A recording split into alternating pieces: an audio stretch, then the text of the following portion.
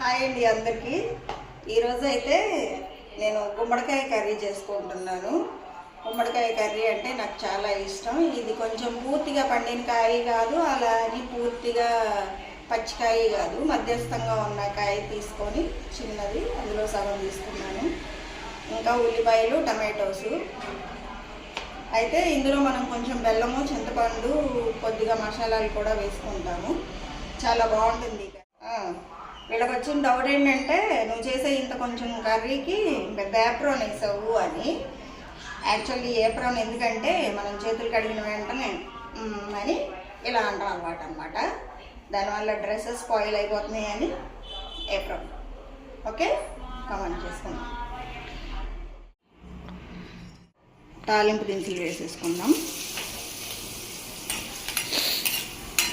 ఈ ఆయిల్లో ఇంతకుముందు కొంచెం వడియాలు వేయించా, దానివల్ల ఆయిల్ అలా ఉంది.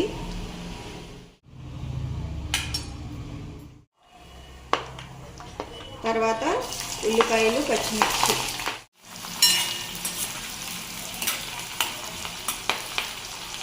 తర్వాత టమాటోస్ కూడా వేసేసుకోవచ్చు.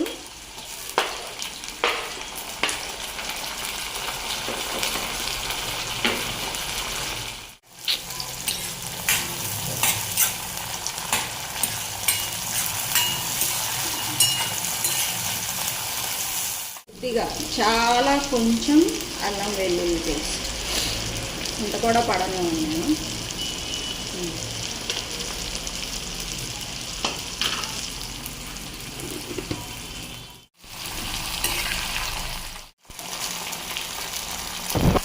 కర్రీకి సరిపడా సాల్ట్ వేసేసుకోవాలి.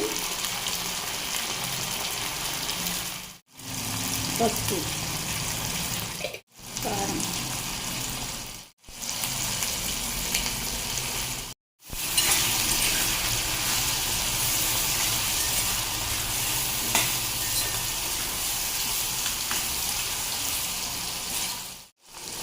గుమ్మడికాయ ముక్కలు కూడా వేసేస్తున్నాం. ఒకసారి బాగా కలిపేసుకొని మూత పెట్టి మెత్తపడే వరకు మగ్గించుకుందాం.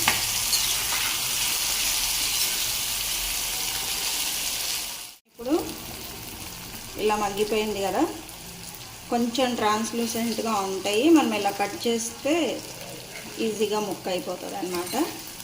ఇప్పుడు ఈ స్టేజ్లో కొద్దిగా జీలకర్ర పొడి, కొంచెం ధనియాల పొడి,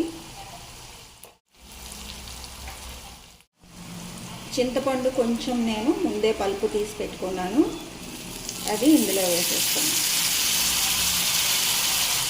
చిన్న బెల్లం ముక్క పెట్టేసి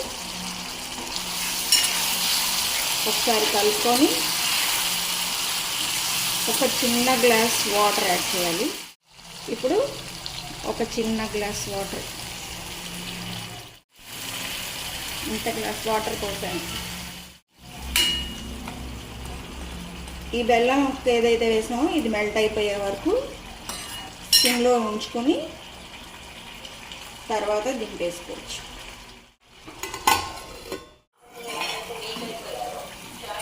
ఎస్, కర్రీ రెడీ అయిపోయింది.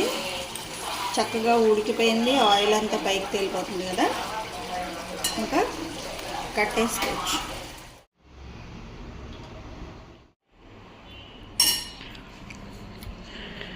గుమ్మడికాయ కర్రీ రెడీ. బాగుంది, టెంప్టీగా, స్మెల్ కూడా బాగుంది. అన్నం కలిపి తినిపించేస్తాను కదా.